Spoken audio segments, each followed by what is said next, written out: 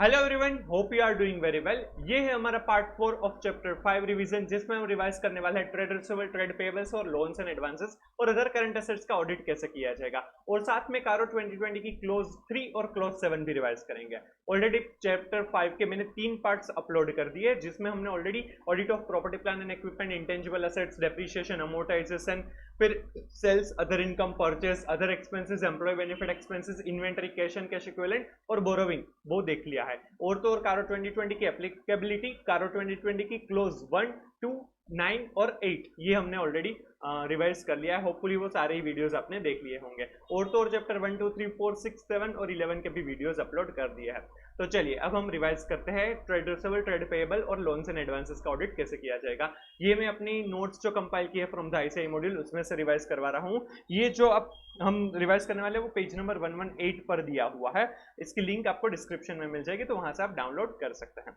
चलिए तो अब रिवाइज करते हैं ट्रेड रिसीवेबल का ऑडिट। ट्रेड रिसीवेबल मतलब कि डेटर्स जो है, जिनको जो भी एंटिटी है उन्होंने गुड्स सप्लाई की है या फिर सर्विसेज सप्लाई की है, उनके पास से अमाउंट रिसीवेबल है, तो उनका ऑडिट कैसे किया जाएगा। ये इंपॉर्टेंट पार्ट हो जाएगा, बैलेंस शीट का करंट एसेट्स बन जाएगी। तो उसका ऑडिट कैसे किया जाएगा वो हम यहाँ पर समझने वाले हैं।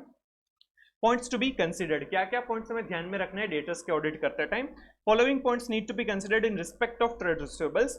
Only bona fide sales lead to trade receivable, जो सही एक्चुअल में सेल्स हुआ है, गुड्स ट्रांसफर की है या फिर सर्विस सप्लाई की है, उन्हीं के हिसाब से ट्रेड रिसीवेबल्स बनने चाहिए, बोनाफाइड सेल्स होना चाहिए।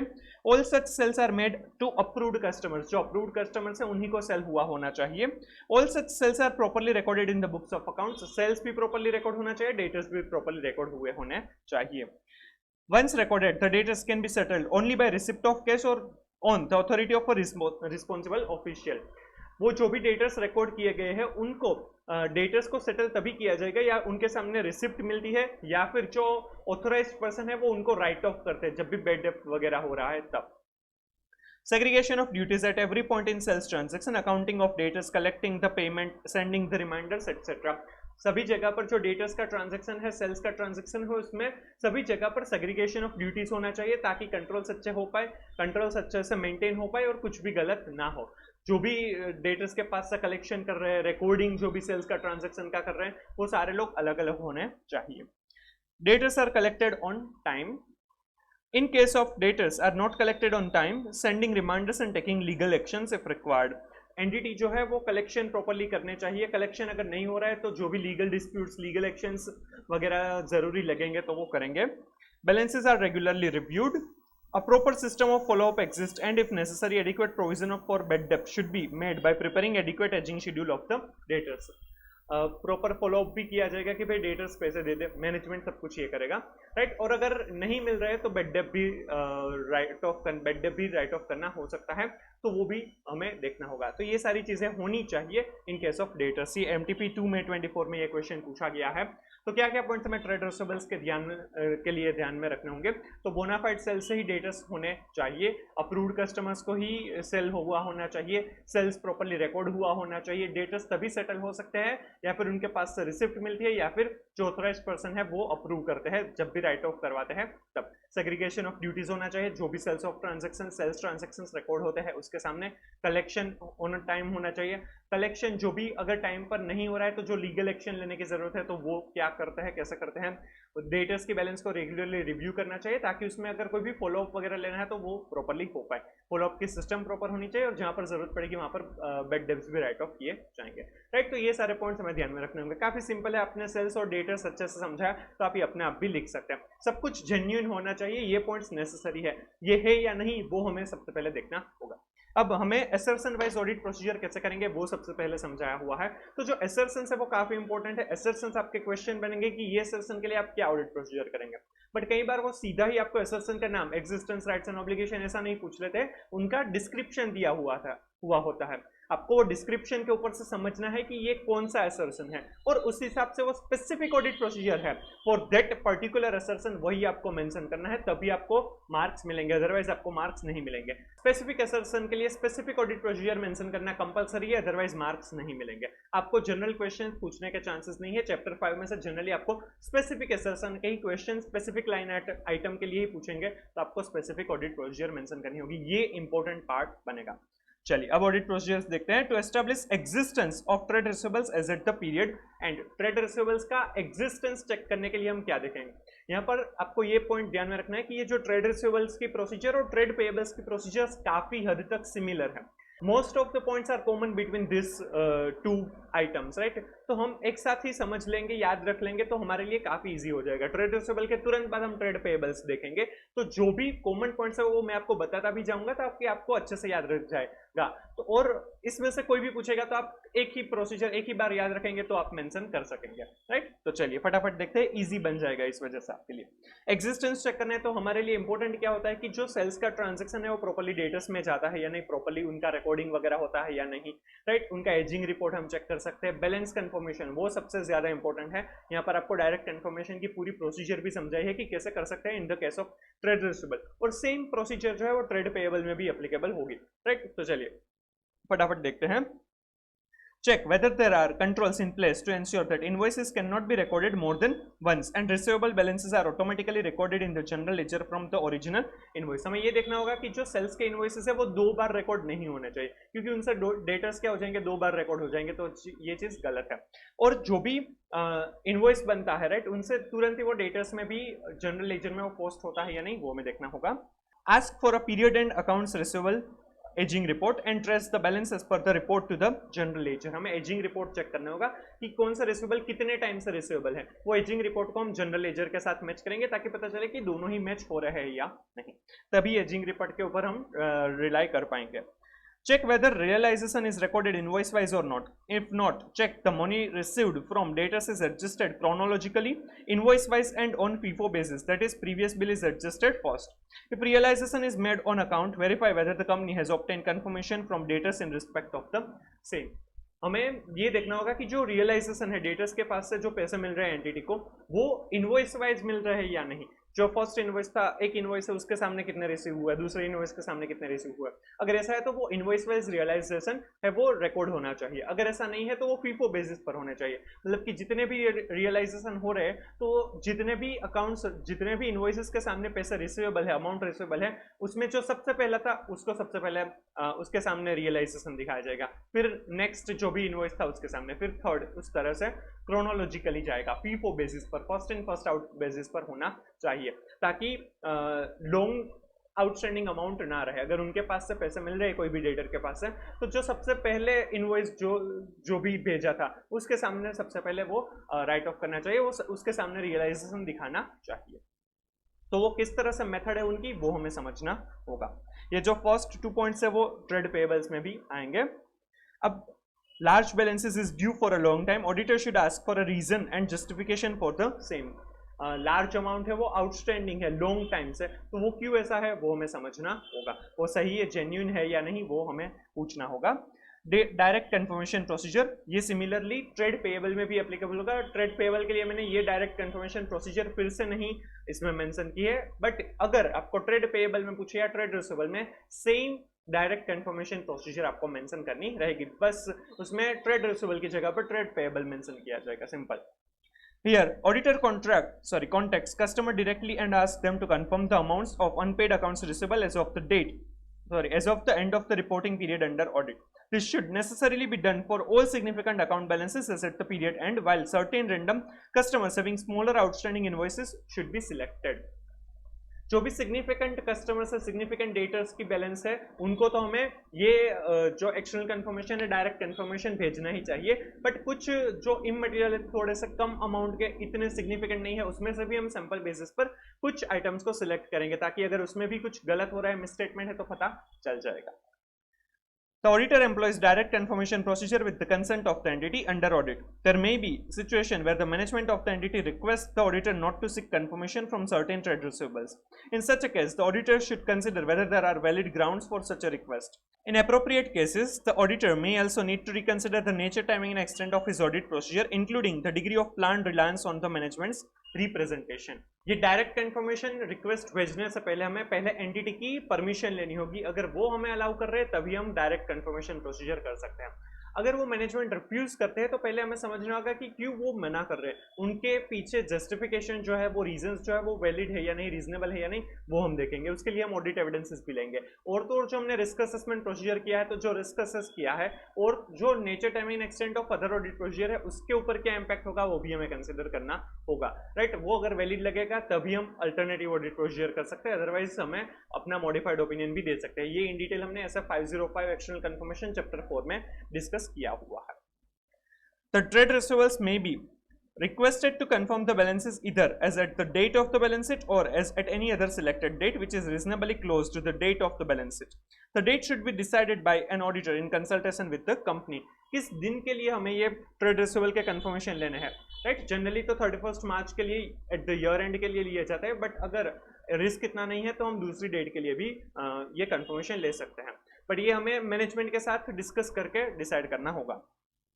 The form of requesting confirmation from the trade receivables may be either at the form with balance outstanding amount as per the company, wherein the trade receivable is requested to respond whether or not he is in agreement with the balance shown, or the forms without any balance mentioned therein, wherein the trade receivable is requested to respond with the balance outstanding as per his records. The use of the form without any balance with balance is preferable. ये confirmation request दो तरीके से भेज सकते हैं। एक request के अंदर ऐसा हो सकता है कि जो क्लाइंट की बुक्स में जो बैलेंस है वो हम ट्रेड रिसीवेबल के पास से जो रिसीवेबल है, राइट, क्लाइंट की बुक में वो मेंशन करके भेजेंगे, और ट्रेड रिसीवेबल को उनको एग्री कर रहे हैं या डिसएग्री कर रहे हैं वो मेंशन करना होगा, एग्री या डिसएग्री वो उनको बताना होगा। या फिर दूसरा तरीका ऐसा हो सकता है कि हम वो बैलेंस है, राइट, जो कंफर्मेशन है उसके अंदर हम कुछ भी मेंशन नहीं करेंगे कि कितनी अमाउंट रिसीवेबल है, वो ट्रेड रिसीवेबल खुद मेंशन करके बताएगा कि कितना अमाउंट उनको पेएबल है, वो कितना पे करने वाला है क्लाइंट को, जो हमारा ऑडिट क्लाइंट है उनको, राइट, उनको मेंशन करना होगा। तो ये जो ब्लैंक फॉर्मेट है, राइट, जिसमें इंफॉर्मेशन मेंशन नहीं की जाती, वो ज्यादा प्रेफरेबल है, क्योंकि इसमें कुछ गलत होने के चांसेस, या फिर अगर कुछ गलत है तो वो पकड़े जाने के चांसेस ज्यादा हो जाएंगे। वो एग्री या डिसएग्री करना है, उसमें तो ऐसा भी हो सकता है कि जो ट्रेड रिसीवेबल है वो without concerning, without checking the information वो अग्री या फिर डिसएग्री कर दे, ऐसा हो सकता है। तो वो जो रिस्क है वो मिटिगेट कर सकते हैं अगर हम वो ब्लैंक फॉर्मेट भेजेंगे कंफर्मेशन रिक्वेस्ट का, तो राइट, तो वो प्रेफरेबल है, बाकी कोई भी भेज सकता है। The method of selection of the trade receivable is to be circularized, should not be revealed to the company until the trial balance of the trade receivables ledger is handed over to the auditor. जब तक trade receivable की trial balance, final account balance कितना है वो जब तक नहीं पता चलता ऑडिटर को, तब तक उन्हें वो किस तरह से ट्रेड रिसीवेबल की जिसको कंफर्मेशन भेजना है वो प्रोसीजर, मेथड है वो रिवील नहीं करनी चाहिए, अदरवाइज जो क्लाइंट है, मैनेजमेंट है, वो कुछ गड़बड़ भी कर सकते हैं। Or a list of trade receivables selected for confirmation should be given to the entity for preparing request letter for confirmation, which should be properly addressed. The auditor should maintain strict control to ensure the correctness and proper dispatch of request letters. It should be ensured that confirmation as well as any undelivered letters are returned to the auditor and not to the client.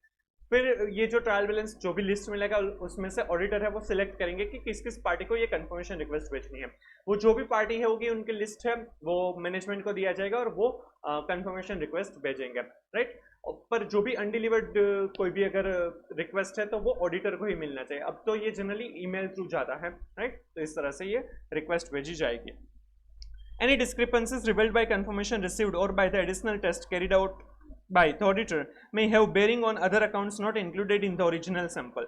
The company should be asked to investigate and reconcile the discrepancy if any. फिर जब भी confirmation request का reply मिलेगा उसको हमें client की book के साथ मैच करना है, और अगर उसमें कोई भी डिस्क्रिपेंसी है तो वो जो डिस्क्रिपेंसी है उसके लिए रिकंसिलिएशन वगैरह मैनेजमेंट को बताना होगा कि भाई ये क्यों डिस्क्रिपेंसी है, तो उसके लिए हमें इन्वेस्टिगेशन वगैरह और टेस्ट वगैरह करना रहेगा। Where no reply is received, the auditor should perform alternate procedure regarding the balances. This could include agreeing the balance to cash received subsequently. जहाँ पर भी रिप्लाई नहीं मिल रहा है वहाँ पर हम अल्टरनेटिव प्रोसीजर कर सकते हैं। इवन जहाँ पर मैनेजमेंट ने रिफ्यूज किया है रिक्वेस्ट भेजने से क्योंकि कोई लीगल डिस्प्यूट वगैरह चल रहा है, तो वहाँ पर भी हम अल्टरनेटिव ऑडिट प्रोसीजर कर सकते हैं। तो अल्टरनेटिव ऑडिट प्रोसीजर में हम क्या कर सकते हैं, हम सब्सिक्वेंटली जो केस रिसीव हुआ है, सब्सिक्वेंटली मतलब कि 31 मार्च के बाद जब भी वो ट्रेड रिसीवेबल के सामने अगर कोई भी पैसे मिले हैं तो वो हम चेक कर सकते हैं। उसका मतलब ये है कि ये 31 मार्च की जो बैलेंस है वो बराबर है, ऐसा हम मान सकेंगे, राइट। तो इस तरह से कर सकते हैं। या फिर preparing a detailed analysis of the balances, ensuring it consists of identifiable transactions and confirming that this revenue transaction actually occurred. Examination in depth for those balances. या फिर हम एग्जामिनेशन इन डेप्थ कर सकते हैं कि जो ट्रेड रिसीवेबल की जो बैलेंस है वो जेन्युइन इनवॉइस के बाद ही या फिर उनके सामने कोई भी रिसिप्ट मिली है तो वो सब कुछ बराबर होके ही वो बैलेंस आ रही है, वो हम चेक कर सकते हैं। तो इस तरह से हम अल्टरनेटिव ऑडिट प्रोसीजर कर सकते हैं। तो ये थी पूरी डायरेक्ट कंफर्मेशन की प्रोसीजर जो ट्रेड रिसीवेबल और ट्रेड पेएबल के लिए कॉमन है। हमने यहाँ पर अभी ट्रेड रिसीवेबल के लिए पढ़ा, अगर आपको ट्रेड पेएबल के लिए पूछेंगे तो भी आपको यही मेंशन करने होंगे। डायरेक्ट कंफर्मेशन है वो मटेरियल सिग्निफिकेंट जो कस्टमर्स है उनको हम भेज सकते हैं, और जो इतने सिग्निफिकेंट नहीं है उसमें से भी कुछ सैंपल बेसिस पर हम कंफर्मेशन उनको भी भेज सकते हैं, ताकि अगर उसमें भी कोई मिसस्टेटमेंट है तो वो पता चल जाएगा। ये existence as well as valuation check करने के लिए भी हमारे लिए इंपॉर्टेंट ऑडिट प्रोसीजर बन सकती है। फिर हमें क्या करना होगा कि जब भी हम रिक्वेस्ट भेजनी है उसके पहले हमें एनडीटी की परमिशन लेनी होगी, उनकी कंसेंट मिलेगी, फिर ही हम रिक्वेस्ट भेज सकते हैं। बट हाँ, अगर वो मना कर रहे हैं, मैनेजमेंट रिफ्यूज करते हैं, तो उनके पीछे के रीजंस हमें देखने होंगे, वो रीजन रीजनेबल और वैलिड है या नहीं वो देखेंगे। उसके लिए हम ऑडिट एविडेंस भी कलेक्ट करेंगे और उसकी इंपैक्ट रिस्क और तो और जो हमारी दूसरी ऑडिट प्रोसीजर है उनके नेचर, टाइमिंग और एक्सटेंट पर कितनी आएगी वो भी हमें कंसिडर करना होगा। फिर जो भी रिक्वेस्ट हमें भेजनी है जहां पर हमें अलाउ कर रहे हैं वहां पर हमें कौन सी डेट के लिए भेजनी है, 31 मार्च जो बैलेंस शीट डेट है वो, या फिर कोई इंटरिम डेट, वो हमें मैनेजमेंट के साथ कंसल्ट करके डिसाइड करना रहेगा। फिर कंफर्मेशन रिक्वेस्ट है वो दो तरीके से हो सकता है, एक में जो क्लाइंट की बुक्स में जितनी अमाउंट रिसीवेबल है वो मेंशन करेंगे और ट्रेड रिसीवेबल को बोलेंगे कि भाई आप अग्री करते हैं या डिसएग्री करते हैं वो हमें बताइए। या दूसरा फॉर्मेट हो सकता है कि जिसमें बैलेंस मेंशन नहीं की जाएगी, ब्लैंक रिक्वेस्ट भेजी जाएगी।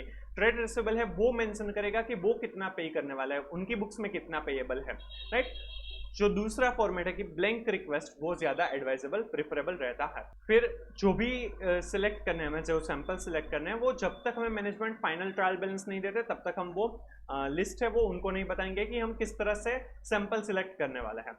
और जब भी हमें फाइनल लिस्ट भेज देंगे फिर हम उसमें से सैंपल सेलेक्ट करेंगे और उसको हम क्लाइंट के साथ शेयर करेंगे ताकि वो कंफर्मेशन रिक्वेस्ट है वो बना सके और उनको मेल वगैरह कर सके, पोस्ट वगैरह कर सके।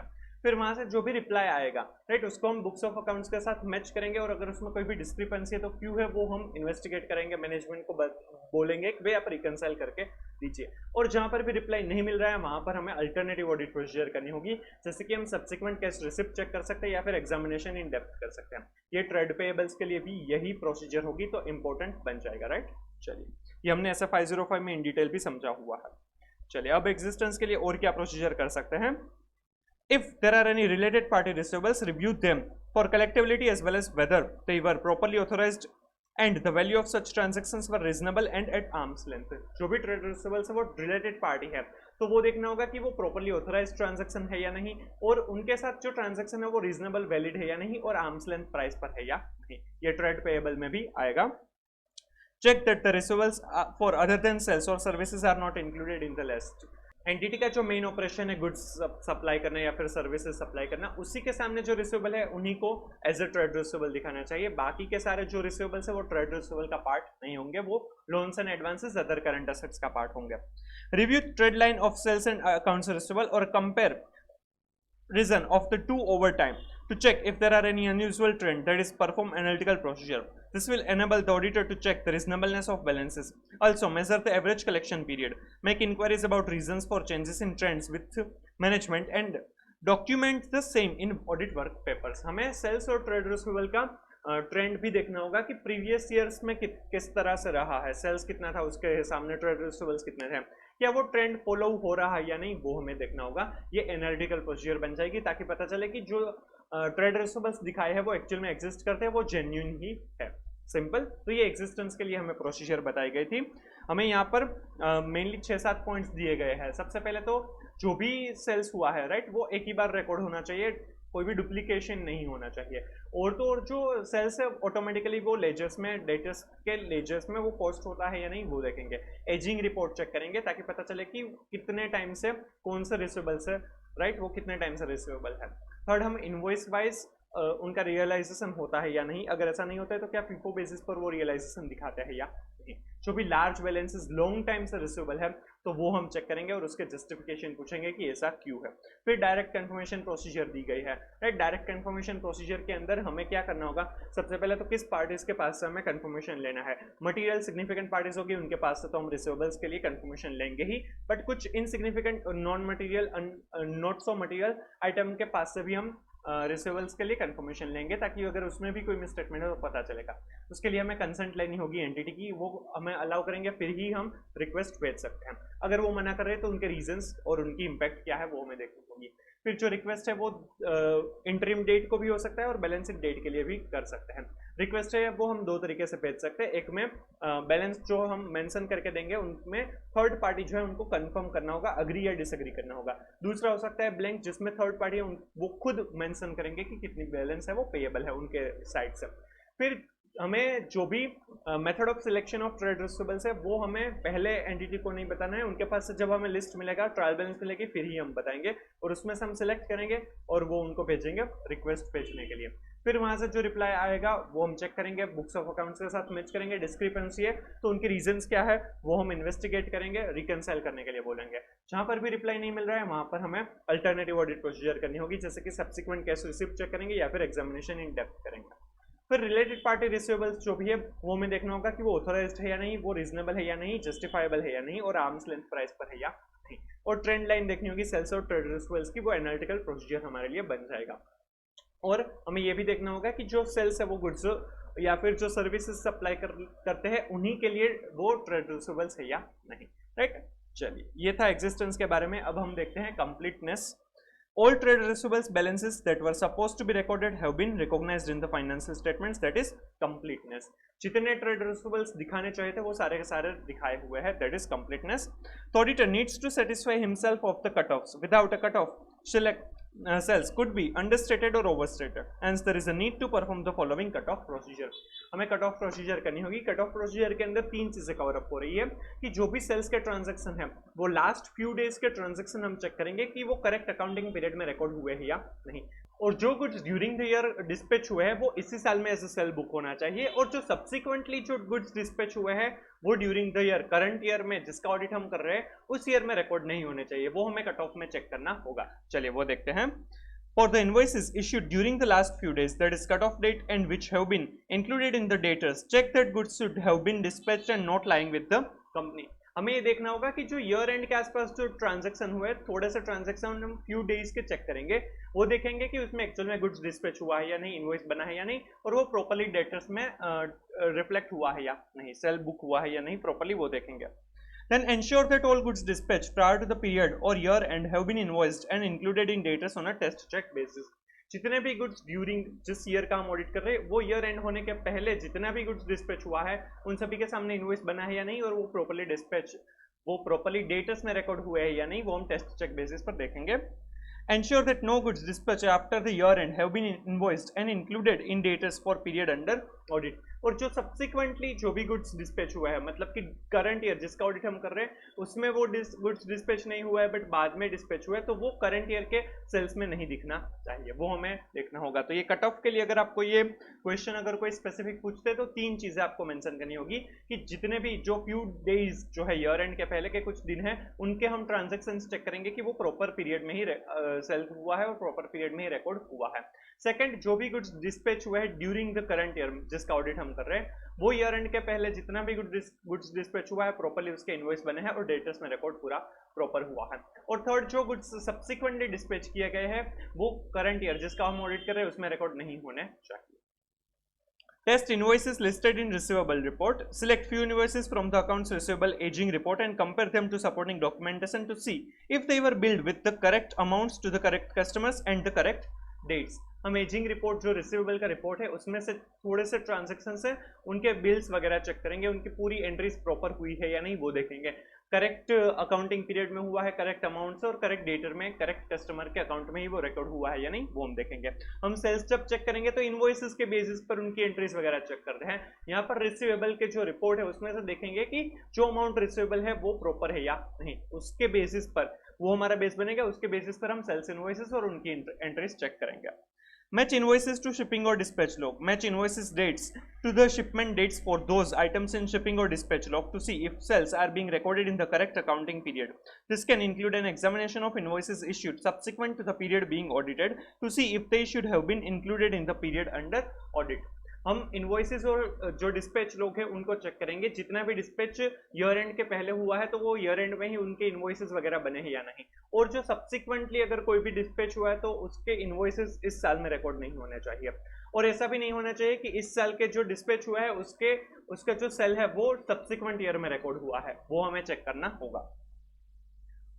Assess bills and hold sales. If there is a situation where the company is billing customers for sale despite still retaining the goods on site, known as bill and hold, examine supporting documentation to determine whether the sale has actually taken place or not. कई बार ऐसा भी होता है कि bill बन गया है but अभी तक गुड्स है वो होल्ड करके रखे, कोई भी रीजन कंडीशन अगर कुछ फुलफिल नहीं हुई है उस वजह से गुड्स अभी तक डिस्पैच नहीं किए हैं, तो हमें देखना होगा कि उनको ऐसे सेल बुक करना चाहिए या नहीं, वो रेवेन्यू रिकॉग्निशन होना चाहिए या नहीं। Review the receiving log to see if the company has recorded an inordinately large amount of customer returns after the audit period, which would suggest that the company may have shipped more goods near the end of the audit period than what the customer had authorized to inflate the profits of the company.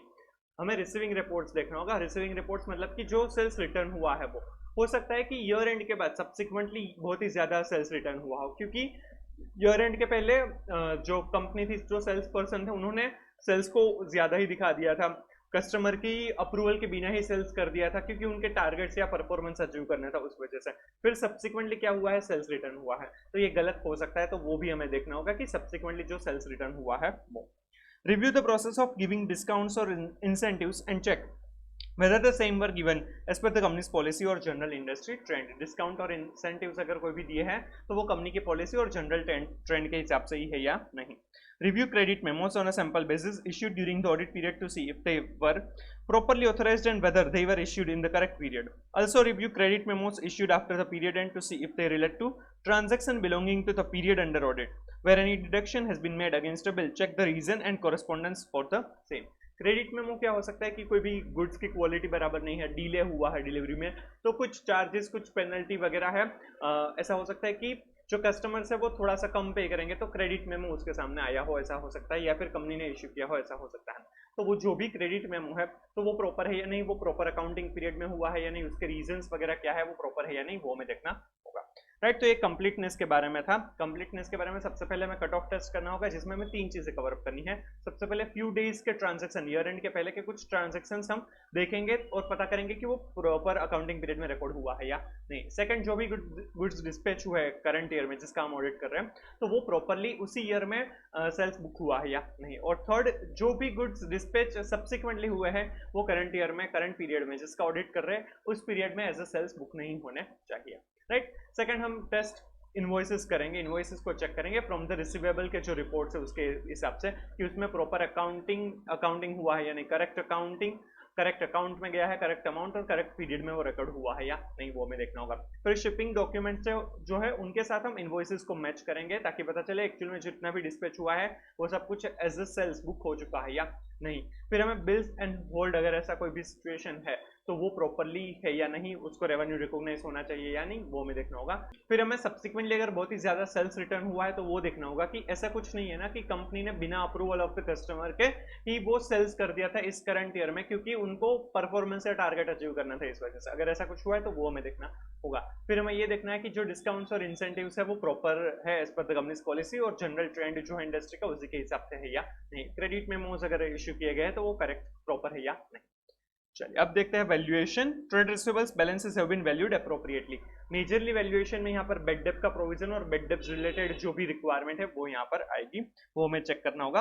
Review the process followed by the company to derive an allowance for doubtful accounts. This will include consistency comparison with the method used in the last year and a determination of whether the method is appropriate for the underlying business environment. हमें देखना होगा कि जो allowance for doubtful debts है, right, bed डेप्थ का provision जो कर रहे हैं उसकी मेथड बराबर है या नहीं, वो प्रीवियस ईयर के साथ हम वेरीफाई करेंगे वो कंसिस्टेंट है या नहीं। समझ में आ रहा है, तो पता चलेगा कि वो मेथड बराबर है कि नहीं है। यहाँ पर जो वैल्यूएशन के पॉइंट्स दिए गए हैं for the debtors, right, it would be similar to the loans and advances जो भी हम आगे समझने वाले हैं, जो करंट असेट्स है तो उनका जो वैल्यूएशन है उसमें भी यही सारी ऑडिट प्रोसीजर करनी रहेगी, तो हम वो एक साथ समझकर एक साथ याद रख सकते हैं।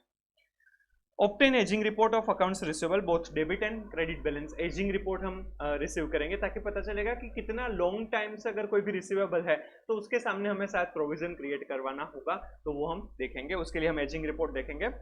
Then also obtain the list of debtors under litigation and compare with previous year. जितने भी डेटर्स लिटिगेशन में है तो वो देखेंगे, उसके सामने प्रोविजन या फिर उनमें से रिसीवेबल कलेक्टिबिलिटी है या नहीं वो हम चेक करेंगे.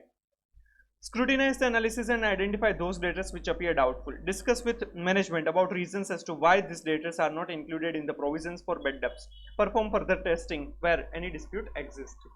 हम जो भी डेटर्स है उनको चेक करेंगे, उसमें से अगर कोई भी डाउटफुल लग रहा है तो वो हम मैनेजमेंट को पूछेंगे कि भाई ये डाउटफुल लग रहा है, फिर इसके सामने क्यों प्रोविजन क्रिएट नहीं किया है. उनके रीजंस हम समझेंगे, देखेंगे वो जस्टिफाइबल है या नहीं वो देखेंगे. कोई डिस्प्यूट्स वगैरह चल रहे हैं तो वो भी हमें देखना होगा. We should check if provisions are made at appropriate rates considering the recoverability of amounts due. जो भी प्रोविजन किया है वो रेट बराबर है या नहीं वो हमें चेक करना होगा. Prepare a schedule of movements of bad debts, provision accounts and debts written off and compare the proportion of bad debt expense to sales for the current year in comparison to prior years to see if the current expenses appears reasonable. हमें bad debt का जो account है वो check करना होगा, provision या फिर उसमें से जो भी राइट ऑफ किया है तो वो प्रॉपर्ली मूवमेंट बराबर है या नहीं. और वो जो बेड डेप का एक्सपेंस जो भी एज अ लॉस लिखाया है वो हम ईयर टू ईयर चेक करेंगे, करंट ईयर का कितना है वो सब कुछ. उसमें अगर बहुत ही ज्यादा वेरिएशन है तो क्यों है वो हमें समझना होगा. Check the write offs of the receivable balances have been approved by an appropriate authority, that is board of directors in case of company. जो भी राइट ऑफ किए जितने भी रिसीवेबल वो बोर्ड ऑफ डायरेक्टर या फिर जो भी ऑथोराइज्ड पर्सन है उन्होंने ही किए हुए होने चाहिए. Check the restatement of foreign currency trade receivables has been done properly in accordance with AS11. अगर कोई भी ट्रेड रिसीवेबल फॉरेन एक्सचेंज में है राइट तो उनको प्रॉपर्ली कन्वर्ट किया है या नहीं एज पर AS11 वो हमें चेक करना होगा. राइट ये एज पर AS11 जो है फॉरेन एक्सचेंज में कन्वर्जन वो सेल्स में भी आया था, फिर कैश एंड कैश इक्विवेलेंट में जो बैंक अकाउंट्स जो भी है फॉरेन करेंसी में उसमें भी आया था, फिर हमने बोरोविंग्स में भी देखा था और ट्रेड रिसीवेबल्स में भी आ रहा है. तो ये कॉमन पॉइंट वैल्यूएशन के लिए बन सकता है.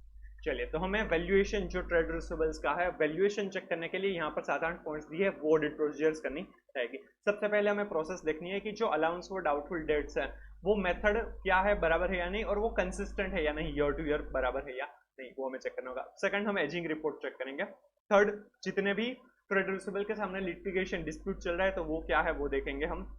फिर फोर्थ हम देखेंगे कितने कितने रिसीवेबल्स है ऐसा लग रहा है कि जो डाउटफुल है और जिसके सामने अभी तक प्रोविजंस नहीं किए तो वो हम मैनेजमेंट को पूछेंगे कि क्यों ऐसा है. राइट फिर जो भी प्रोविजन किए हैं वो अप्रोप्रिएट रेट पर है या नहीं वो हम देखेंगे. फिर बेड डेप के अकाउंट में मूवमेंट जो हो रही है वो बराबर है या नहीं वो हम देखेंगे. फिर राइट ऑफ जो किए है वो ऑथोराइज्ड पर्सन ने किए है या नहीं वो देखेंगे. और जो भी ट्रेड रिसीवेबल फॉरेन एक्सचेंज में है तो उनको अकाउंटिंग जो कन्वर्जन है वो एज पर AS11 हुआ है या नहीं वो हम देखेंगे. चलिए अब हमें यहाँ पर डिस्क्लोजर के बारे में देखना है. डिस्क्लोजर में सबसे पहले तो जो disclosure of related party transactions है वो एज पर AS18 डिस्क्लोजर होना चाहिए. राइट AS18 के हिसाब से रिलेटेड पार्टी के पास से अगर कोई भी रिसीवेबल अमाउंट है तो वो प्रॉपर्ली डिस्क्लोज होने चाहिए. इसके पहले सेल्स परचेज में भी आया था, बोरोविंग में भी आया था और ट्रेड रिसीवेबल में भी आया. अब यहाँ पर ये इंपॉर्टेंट पार्ट है trade receivable ageing schedule. Ageing schedule properly disclose करना कंपलसरी है in the financial statements as per schedule 3 part 1 of the companies act 2013. यहाँ पर जो शेड्यूल दिया जाएगा उसमें पर्टिकुलर्स और outstanding for following period from due date of the payment, जो उनकी ड्यू डेट ऑफ पेमेंट है वहां से कितने टाइम से वो रिसीवेबल है वो दिखाना होगा. Less than 6 months, 6 months to 1 year, 1 to 2 years, 2 to 3 years and more than 3 years. और यहाँ पर आएगा total less than 6 months, 6 months to 1 year, 1 to 2 years, 2 to 3 years and more than 3 years. और वो जो डेटर्स है उनको क्लासिफिकेशन किस तरह से होगा. Undisputed trade receivables considered good, undisputed trade receivables considered doubtful, disputed trade receivables considered good, disputed trade receivables considered doubtful, undisputed trade receivables considered good and considered doubtful, disputed trade receivables considered good and considered doubtful. यहाँ पर जो payment की due date है उसके बारे में है. Similar information shall be given where no due date of payment is specified. In that case disclosure shall be from the date of the transaction. जहाँ पर कोई भी ड्यू डेट नहीं है तो जो डेट ऑफ ट्रांजैक्शन है वहां से ये एजिंग रिपोर्ट दिया जाएगा. And unbilled dues shall be disclosed separately. जो अनबिल्ड ड्यूज है उनको अलग से दिखाया जाएगा. ये इंपॉर्टेंट है, इसके बारे में क्वेश्चन May 24 के MTP 2 में भी दिया हुआ है. इसके पहले हमने already capital, work in progress और इंटेंजिबल एसेट अंडर डेवलपमेंट में भी एजिंग रिपोर्ट था, बट उसमें less than 1 year, 1 to 2 years, 2 to 3, more than 3 years था. राइट तो ये पार्ट आता था, बट यहाँ पर less than 6 months and 6 months to 1 year भी है. राइट ट्रेड रिसीवेबल के एजिंग रिपोर्ट में less than 6 months and 6 months to 1 year भी है. आगे ट्रेड पेएबल का भी एजिंग रिपोर्ट आएगा तो उसमें less than 1 year, 1 to 2, 2 to 3 and more than 3 years ही है. सिर्फ ट्रेड रिसीवेबल के एजिंग रिपोर्ट में ये अलग चीज है. राइट इस तरह से आप याद रख सकते हैं. इसमें जो क्लासिफिकेशन होगा वो किस तरह से होगा, undisputed trade receivables considered good, undisputed trade receivables considered doubtful, disputed trade receivables considered good, disputed trade receivables considered doubtful, right. ये इंपॉर्टेंट है, ये आपको क्वेश्चन पूछ सकते हैं। और जहां पर ड्यू डेट नहीं है वहां पर डेट ऑफ ट्रांजैक्शन से ये एजिंग दिखाया जाएगा। फिर ट्रेड रिसीवेबल्स शैल बी सब क्लासिफाइड एज, जो ट्रेड रिसीवेबल है वो बैलेंस शीट में टोटल दिखाया जाएगा, बट जो नोट्स है उसमें सब क्लासिफिकेशन होगा। किस तरह से, secured considered good, unsecured considered good and doubtful, classification इस तरह से दिया जाएगा। ये एजिंग रिपोर्ट में अलग क्लासिफिकेशन है, उसमें undisputed considered good and doubtful, disputed considered good and doubtful, यहाँ पर secured considered good, unsecured considered good and doubtful. Allowance for bad and doubtful debts shell be disclosed under the relevant heads separately. अगर कहीं पर भी bed या doubtful debts के लिए कोई भी अलाउंस है, प्रोविजन किया गया है, तो वो सेपरेटली दिखाना होगा। डेट्स ड्यू बाय डायरेक्टर्स और other officers of the company और from any of them either severally or jointly with any other persons or firms or private companies respectively in which any director is a partner or a director or a member should be separately stated। अगर कोई भी dates due bye directors और officers, other officers of the company है, या फिर जो director, जहां पर कोई फर्म में वो पार्टनर है, या फिर कोई कंपनी में वो डायरेक्टर, या फिर कोई प्राइवेट कंपनी में वो कोई डायरेक्टर या फिर मेंबर है, तो उस कंपनी के पास जो डेट्स ड्यू है वो सेपरेटली डिस्क्लोज किए जाएंगे। डेट्स ड्यू बाय डायरेक्टर और officer of the company, right, इधर सेवरली और जॉइंटली, राइट, या फिर फर्म और अ प्राइवेट कंपनी जहां पर वो डायरेक्टर पार्टनर है या फिर डायरेक्टर या फिर मेंबर है। फर्म में पार्टनर हो सकता है, प्राइवेट कंपनी में वो डायरेक्टर या मेंबर है, तो उनका डेट्स है वो सेपरेटली डिस्क्लोज किया जाएगा। ये जो तीनों डिस्क्लोजर है, एक तो क्लासिफिकेशन जो है, right, secured considered good, unsecured considered good and doubtful में, फिर जो बेड डेट का प्रोविजन का अलग से स्पेसिफिकली दिखाना है, और जो डेट्स ड्यू बाय डायरेक्टर वगैरह है, ये तीनों जो डिस्क्लोजर है ये loans and advances other current assets में भी फिर से आएंगे, राइट। तो ये कॉमन डिस्क्लोजर्स है उन दोनों के बीच। चलिए, तो ये डिस्क्लोजर्स थे ट्रेड रिसीवेबल के। सबसे पहले था AS 18 के हिसाब से रिलेटेड पार्टी का डिस्क्लोजर करना है, और जो ट्रेड रिसीवेबल का एजिंग शेड्यूल देना है, जिसमें क्लासिफिकेशन जो डेटर्स का होगा वो कैसे होगा, undisputed considered good, considered doubtful, disputed trade receivables considered good, considered doubtful, और उनका जो अमाउंट है, आउटस्टैंडिंग अमाउंट है from the due date of payment, तो उसमें less than 6 months, 6 months to 1 year, 1 to 2 years, 2 to 3, more than 3 years, और उनका total, वो टोटल है, वो टोटल बैलेंस शीट में जो ट्रेड रिसीवेबल दिखाए हैं उनसे मैच होना चाहिए। और अगर जहां पर भी ड्यू डेट नहीं है वहां पर डेट ऑफ ट्रांजैक्शन से ये दिखाया जाएगा, और अनबिल्ड ड्यूज है वो अलग से डिस्क्लोज किया जाएगा। फिर sub classification of the trade receivables would be secured considered good, unsecured considered good and doubtful, और ये जो जितने भी अलाउंस और बेड एंड डाउटफुल डेट्स के लिए होगा तो सारी कैटेगरीज में सेपरेटली डिस्क्लोज करना होगा। और अगर डेट्स ड्यू बाय डायरेक्टर और ऑफिसर ऑफ द कंपनी और फर्म और private company where director is a partner और अ डायरेक्टर और a member of that entity, तो वो सेपरेटली डिस्क्लोज किया जाएगा। क्लियर? ये था हमारा ट्रेड रिसीवेबल का ऑडिट कैसे करेंगे। अब हम देखते हैं trade payables and other current liabilities का ऑडिट कैसे किया जाएगा। A liability is considered to be current if it is due to be paid within 12 months and held primarily for the purpose of being traded in the entity's normal operating cycle.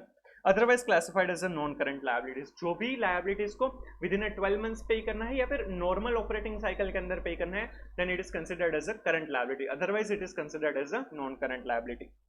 सबसे पहले उस audit procedure में सबसे पहले existence के बारे में है। To establish existence of trade payables and other current liabilities as at the period end, period end पर जो लायबिलिटीज है ट्रेड पेएबल्स और अदर करंट लायबिलिटीज है उसका एग्जिस्टेंस चेक करना है, तो क्या क्या ऑडिट प्रोसीजर करेंगे। यहाँ पर बहुत सारे पॉइंट ट्रेड रिसीवेबल के ही आएंगे, तो हमारा फटाफट ये हो जाएगा। Check whether there are controls in place to ensure that any purchase or expense invoice does not get recorded more than once and payable balance are automatically recorded in the general ledger at the time of recording of expense। ये point trade receivable में भी था। वहां पर था कि sales का जो भी बिल है वो एक से ज्यादा बार रिकॉर्ड नहीं होना चाहिए, और सेल्स बुक करेंगे उसके साथ डेटा से ऑटोमेटिकली बुक हो जाना चाहिए। वहाँ यहाँ पर क्या है, परचेस और एक्सपेंसेस है उनके जो इनवॉइसेस है वो मोर देन वंस रिकॉर्ड नहीं होने चाहिए, और जो भी क्रेडिटर है, राइट, ट्रेड पेएबल है, वो ऑटोमेटिकली चार्ज हो जाना चाहिए जब भी एक्सपेंस बुक करेंगे तब। Second, obtain an account payable aging report and trace its balances to the journal ledger.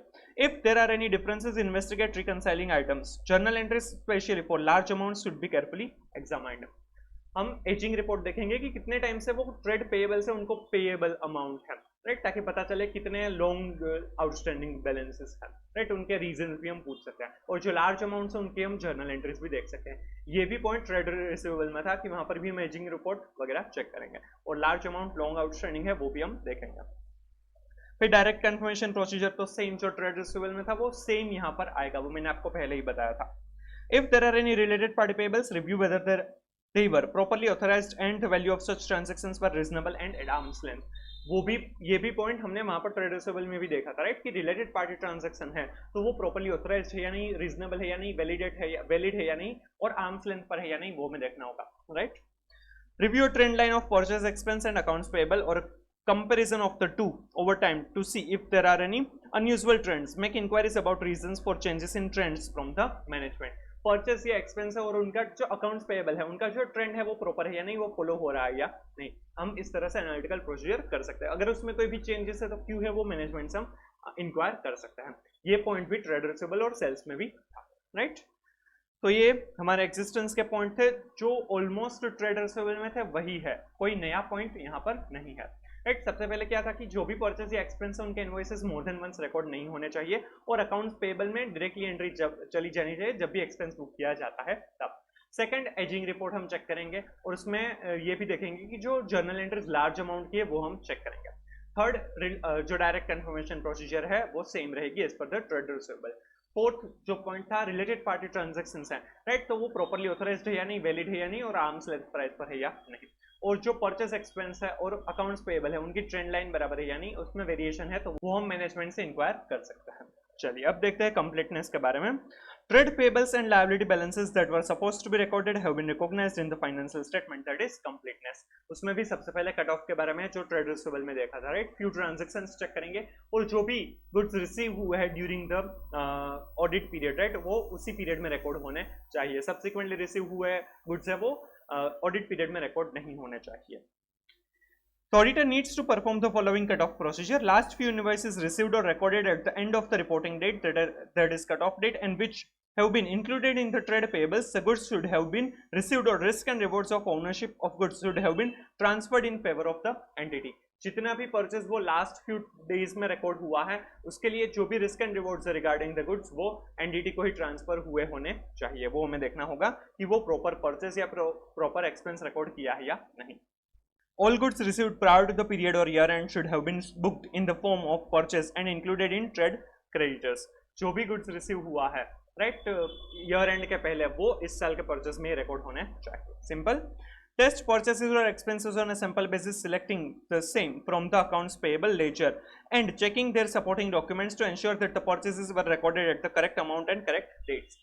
जो भी ट्रेड पेएबल का जो लेजर है उनमें से हम कुछ इनवॉइसेस को टेस्ट चेक बेसिस पर देखेंगे कि वो करेक्ट अकाउंटिंग पीरियड में करेक्ट अमाउंट और करेक्ट ट्रेड पेएबल में ही रिकॉर्ड हुआ है या नहीं। सेम प्रोसीजर ट्रेड रिसीवेबल में भी हमने देखा था। Match purchase invoices dates to the gate entry register or gate entry inward dates to check whether the purchases are being recorded in the correct accounting period। This can include examination of purchase or expense invoices received subsequent to the period being audited to see if they should have been included in the period under audit। हम जो भी purchase या invoice, जो भी purchase expense वगैरह है उनको gate entry register है उनके साथ चेक करेंगे दोनों की डेट्स मैच हो रही है या नहीं, मतलब कि उनसे पता चलेगा कि जितने भी goods during the year receive हुआ है उसको purchase as a expense book किया गया है या नहीं, वो हमें पता चलेगा, राइट। और ये भी देखना होगा कि जो सब्सिक्वेंटली इनवॉइसेस मिले हैं, राइट, मतलब कि 31 मार्च के बाद मिले हैं, क्या उसको as a purchase current year में दिखाना जरूरी था या नहीं, वो हमें देखना रहेगा। सेम प्रोसीजर हमने ट्रेड रिसीवेबल में भी देखा था, वहां पर डिस्पैच लॉग था, right. Review subsequent expense vouchers. Review all material expense vouchers recorded post the balance sheet date to see if they relate to transaction from within the audit period। हमें जो subsequently जो expense vouchers है subsequent year में जो दिखाए हैं वो भी देखने होंगे थोड़े से, ताकि पता चले कि वो एक्चुअल में उसी ईयर के हैं या नहीं। ऐसा तो नहीं थे कि जो करंट ऑडिट पीरियड के थे बट वो नेक्स्ट ईयर में दिखाए गए हैं, वो हमें देखना होगा। For advances received from customers or revenue received in advance, obtain the customer wise listing along with the aging and the nature। Inquire from entities management if there has been any dispute with the customer and there is any additional liability to be recorded। For all such advances, the auditor should verify the underlying documentation based on which the entity had received the advances। Customer के पास से अगर कोई भी advances मिले हैं तो वो क्या है, उनके नेचर वगैरह क्या है, अमाउंट कब किसके सामने मिला है, वो सब कुछ हमें देखना होगा कि वो प्रॉपरली रिकॉर्ड हुआ है या नहीं, वो और कोई भी लायबिलिटी वगैरह कुछ नहीं है ना, वो हमें देखना होगा। In relation to statutory dues, liability like withholding tax, that is TDS payable, GST payable, luxury tax payable, professional tax payable, PF and ESI payable, etc. Prepare a reasonability with respect to sales or purchase or employee benefit expenses.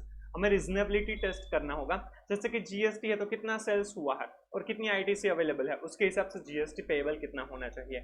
ESI या PF है तो employ benefit expenses, salary जो भी है, right, basic salary और dearness allowance के ऊपर कुछ परसेंटेज अप्लाई जो होते हैं करने होते हैं, जो पीएफ ईएसआई में बताए हैं, वो परसेंटेज अप्लाई करके देखेंगे कि कितना पीएफ या ईएसआई की लायबिलिटी बनती है, तो वो बराबर है या नहीं वो हमें देखना होगा। पीएफ ईएसआई से वगैरह के लिए तो हमने जो ये रीजनेबिलिटी टेस्ट है वो हमने एम्प्लॉय बेनिफिट एक्सपेंसेस के साथ भी देखा था।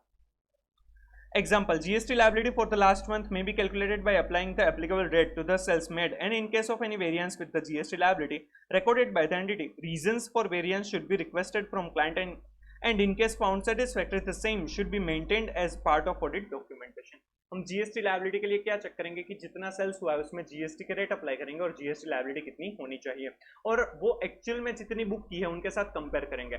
डिफरेंस है तो मैनेजमेंट से उनके रीजंस पूछेंगे, और वो जो रीजंस है सेटिस्फैक्टरी है या नहीं वो हम डिसाइड करेंगे और उसको ऑडिट डॉक्यूमेंटेशन का पार्ट बनाएंगे।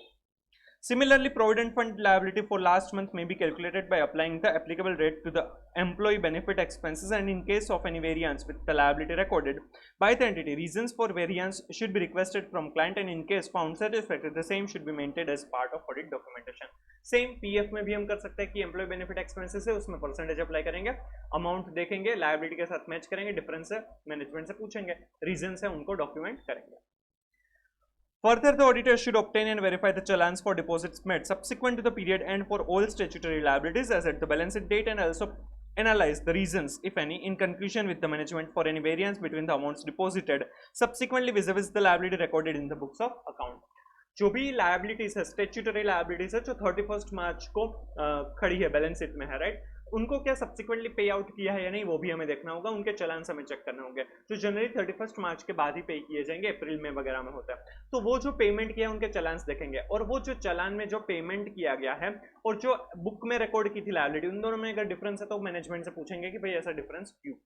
सिंपल, तो ये हमारे कंप्लीटनेस के बारे में है।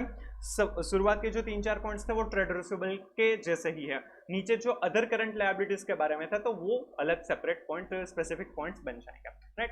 सबसे पहले कट ऑफ प्रोसीजर करेंगे, लास्ट फ्यू डेज के इनवॉइसेस वगैरह चेक करेंगे कि वो करेक्ट अकाउंटिंग पीरियड में ही रिकॉर्ड हुआ है या नहीं, और उसमें दूसरी चीज कट ऑफ में क्या करनी होगी कि जो भी गुड्स रिसीव हुआ है ड्यूरिंग द ईयर वो during the year he purchase expense book हुआ है या नहीं। सेकंड, हम थोड़े से परचेस इनवॉइसेस को चेक करेंगे फ्रॉम द जो ट्रेड क्रेडिटर्स जो भी है, क्रेडिटर्स है उनके लेजर्स में से कुछ इनवॉइसेस का सैंपल्स लेंगे और उनको चेक करेंगे कि correct accounting period, correct amount और करेक्ट क्रेडिटर में ही वो रिकॉर्ड हुआ है या नहीं।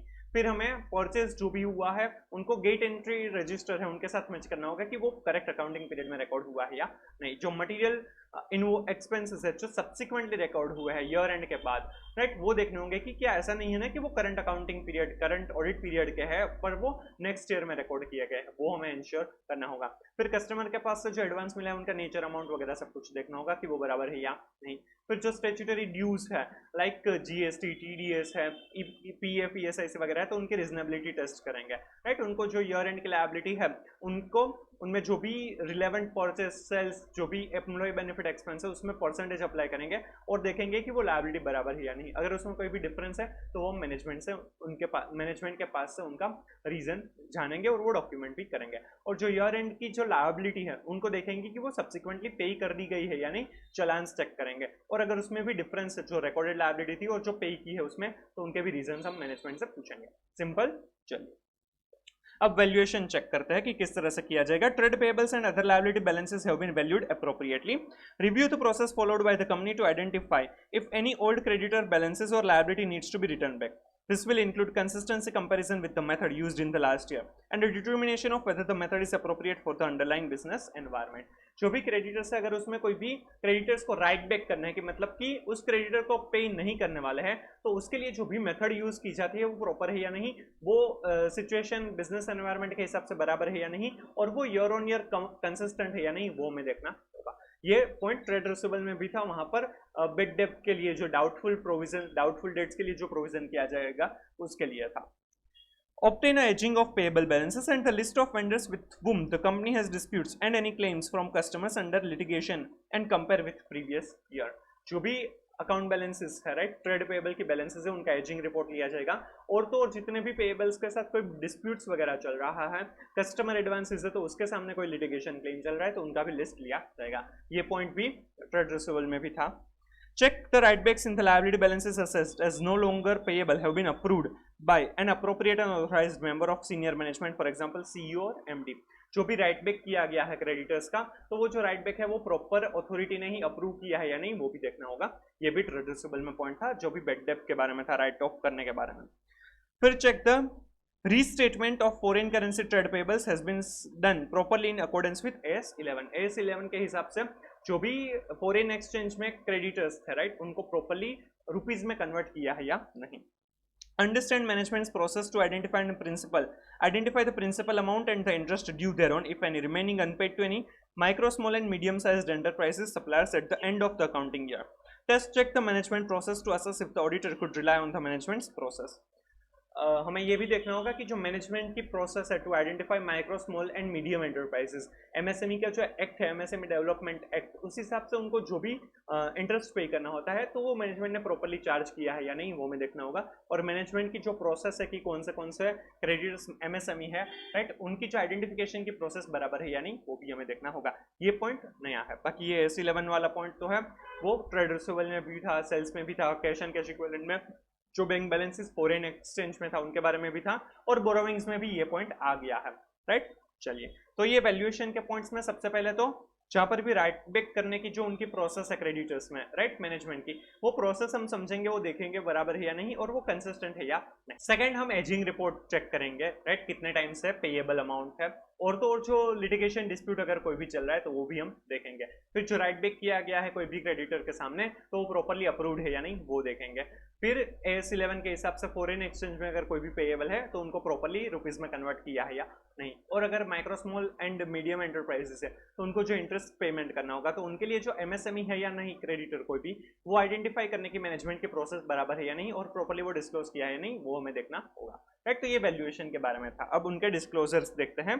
सबसे पहले जो डिस्क्लोजर दिया है वो माइक्रो एंड स्मॉल एंटरप्राइजेस के लिए दिया गया है, बट मेरे हिसाब से ये इतना इंपॉर्टेंट सी इंटर लेवल पर नहीं है, थोड़ा सा डिफिकल्ट हो जाएगा। इसीलिए आपको अगर ऐसा लग रहा है तो आप एक बार पढ़ सकते हैं, बट हम यहाँ पर रिवाइज नहीं कर रहे हैं, थोड़ा सा डिफिकल्ट हो जाएगा आपके लिए, राइट, क्योंकि आपने पूरा वो माइक्रो स्मॉल एंटरप्राइजेस के लिए जो एक्ट है वो नहीं पढ़ा है, उसके प्रोविजंस आपको सब कुछ नहीं पता है।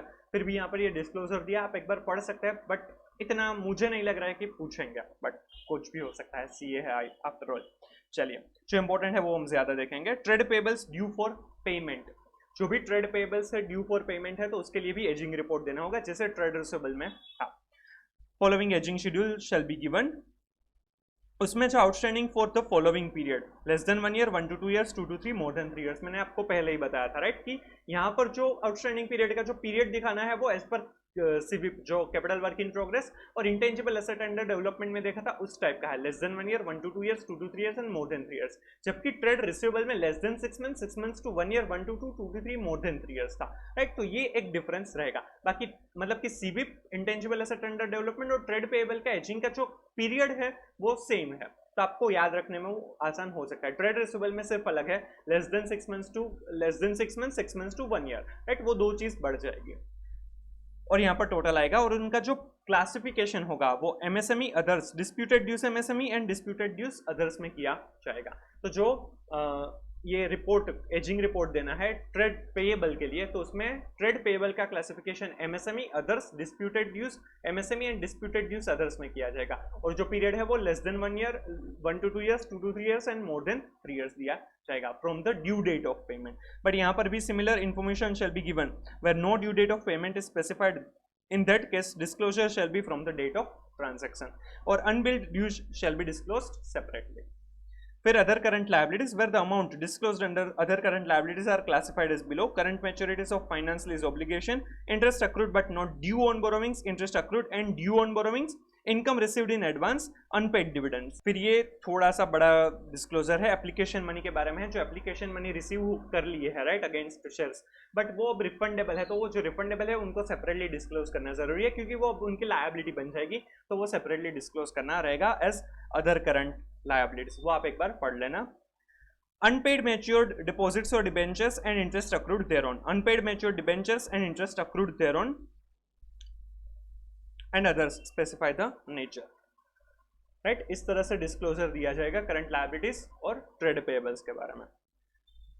और अब हम देखते हैं close A7 of para 3 of कारो 2020, जो स्टैट्यूटरी लायबिलिटीज से रिलेटेड है।